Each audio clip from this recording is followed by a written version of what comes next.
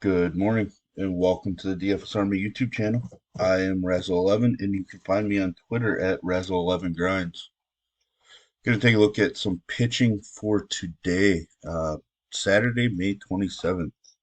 Happy Memorial Day weekend to everybody. We have an interesting little split looking at DraftKings wise. 10-game day slate, which is a bit extreme and a little annoying for us doing content, followed by a 5-game main slate this evening. We'll take a look at some pitching at both slates. Obviously, the best options appear to be on the 10-game day slate. So let's dig in. Framber Valdez, 100% sure, just roll with him. Just threw a complete game shutout against this Oakland squad. Has gone for 40 plus DK points in 2 out of his last 3 starts. 8 plus strikeouts in 3 out of his last 4. Coming in getting an extra day of rest. I am not worried about him facing Oakland a second time in a row. The Oakland squad is just super weak, and we just saw Hunter Brown just dominate them on Friday night. So, Framber Valdez, 100% sure my top pitching play of the day. I'm not going to overthink it. I'm just going to go with it. Logan Webb hasn't been as good on the road. But he does get a struggling Milwaukee offense who just lost Adames to the IL. It's going to weaken the lineup as well. It's the best pitching matchup on the early slate, I believe, or one of the best. There's a couple decent ones, but this game does have a 7.5 total. Milwaukee's a slight favorite, but it wouldn't shock me if it gets back to a pick 'em really. I think both pitchers are in play. I actually like Webb slightly more than Corbin Burns. I definitely think he's an option for us. The one worry is he's been dealing with some back issues, so uh, obviously that could flare up at any point. So there is some caution there. Um, but we don't have to really rely on him in cash because we just go up to Framber Valdez as the SB1 on this slate. Clayton Kershaw, probably not going to get there against Tampa Bay. I do like his upside and ability, obviously, but do we really want to use Kershaw against Tampa Bay? I think the answer is no. Luis Castillo, great spot. Weak Pittsburgh offense. Yes, I know they just lit up Kirby. I actually went to bed in the 3rd inning of that game, just exhausted and thinking that he was going to have another great performance, and woke up to see what Pittsburgh ended up doing to him, and that's a bit shocking. Castillo has had some struggles recently, but coming off one of his better games of the season, I think he's in a great spot at home. As you can see, his numbers at home are far better than on the road so far this season. So I am definitely all about Luis Castillo. He probably is the SB2. If you're playing cash, I think Valdez Castillo's probably just lock them in and then go to building your bats, but strong option. Zach Wheeler, not going to make my list. I'm not using pitching against Atlanta, in Atlanta for sure. I've been saying it for a while. Probably say it all season long, unless they go on some big losing streak. I'm just going to avoid that spot. Pablo Lopez against Toronto hasn't been great at home. Um, does have 22 plus in 3 out of his last 4, so he's throwing it pretty decently. I'm just not sure I'm going to go there against Toronto. Uh, at 8,700, I think it's close enough to Luis Castillo that I don't know that I really need to. And I think I'd rather use Chris Bassett in that game against Minnesota. As much as it pains me to pick on my Twins, uh, Bassett has been throwing the ball really well.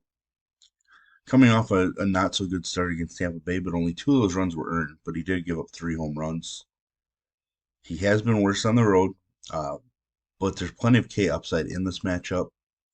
So I think I would rather just ride with Bassett than Lopez. It's close enough. The game does have a total of 8.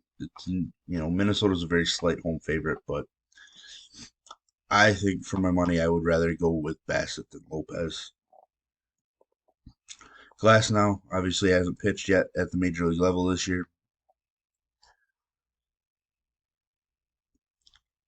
Has put in 14 starts or four, not 14, 4 starts in his rehab. I know early in his rehab he did get shut down. There was additional soreness in his side. Um, Using him does worry me because of his injury history. Strikeouts were really strong in the minors. 20 of them over 13 and a third. Pretty good, obviously.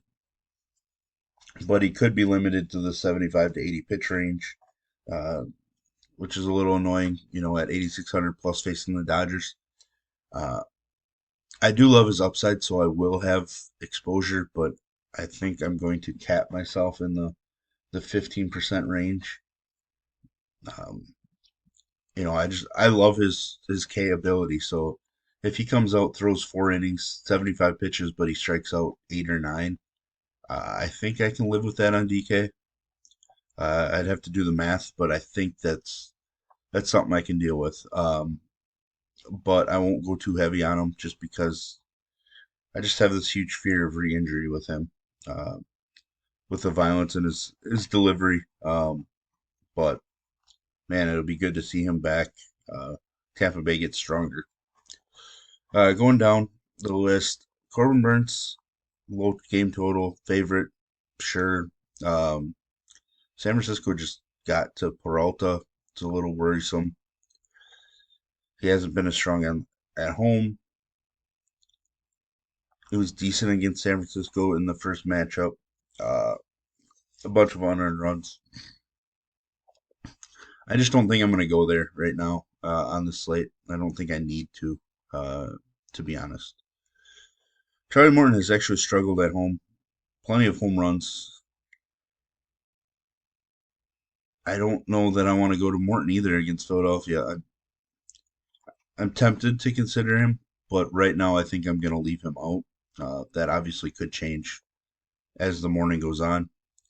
Haney against Baltimore. Um, I don't think I want to go there. Baltimore lit him up the first start of the year. He has been looked good the last couple. It's always possible that he could do it again, but I think I'm going to go Josiah Gray over Andrew Haney. Josiah Gray has been pretty strong.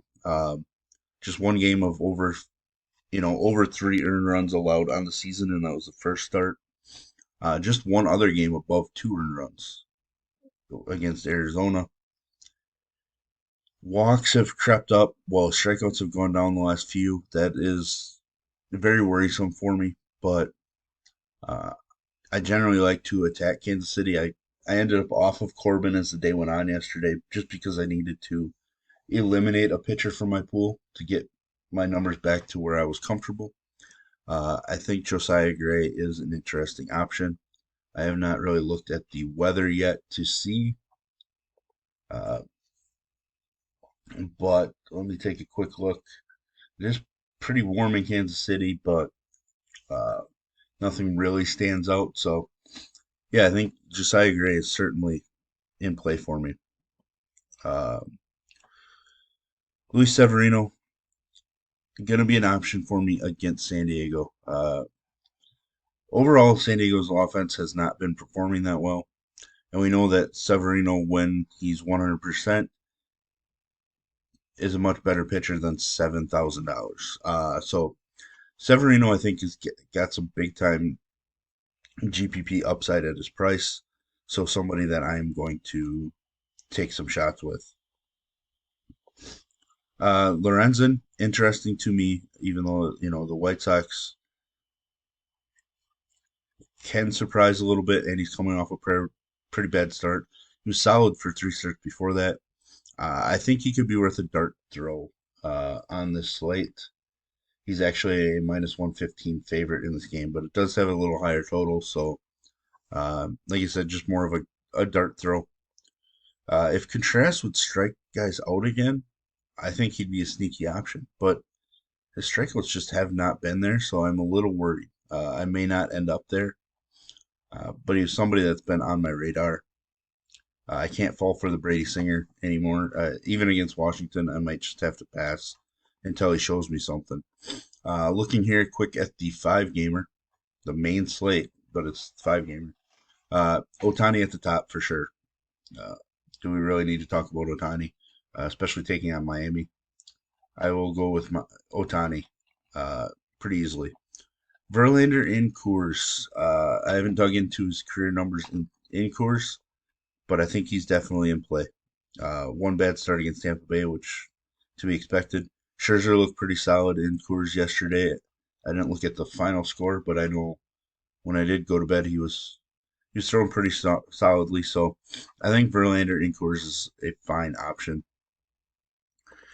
Bibby, I think he's definitely in play. K numbers are kind of all over the place, random walks, uh, but he's been solid. So I think he's an option even against the tougher St. Louis squad. But Edward Cabrera, I think I'm going to play him. I mean, I pretty much have to in a 5-game slate, but obviously some worries going against the Angels. But uh, he has some strong stuff, and he can randomly just go off 12 Ks with 5 walks, against the Cubs. But the walks can be an issue.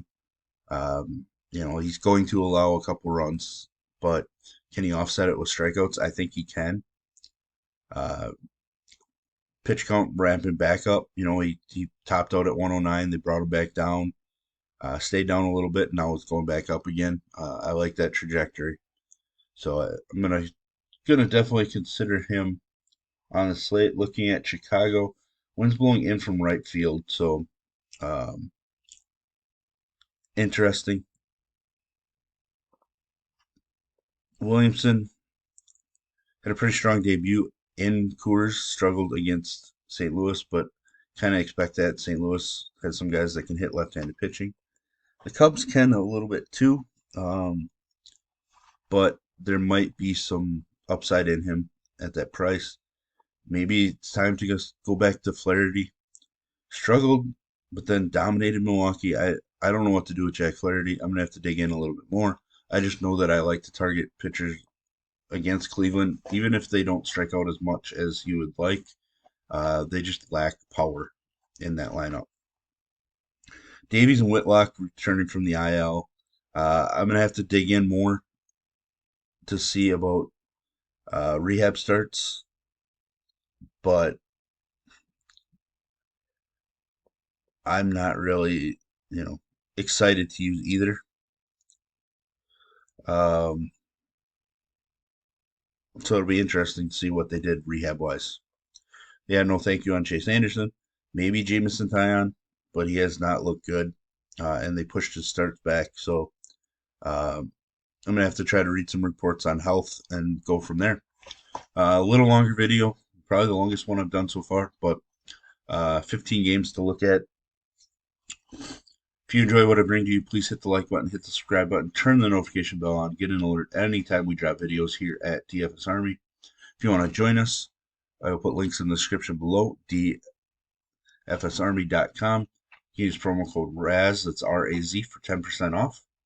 And as always, best of luck, everybody.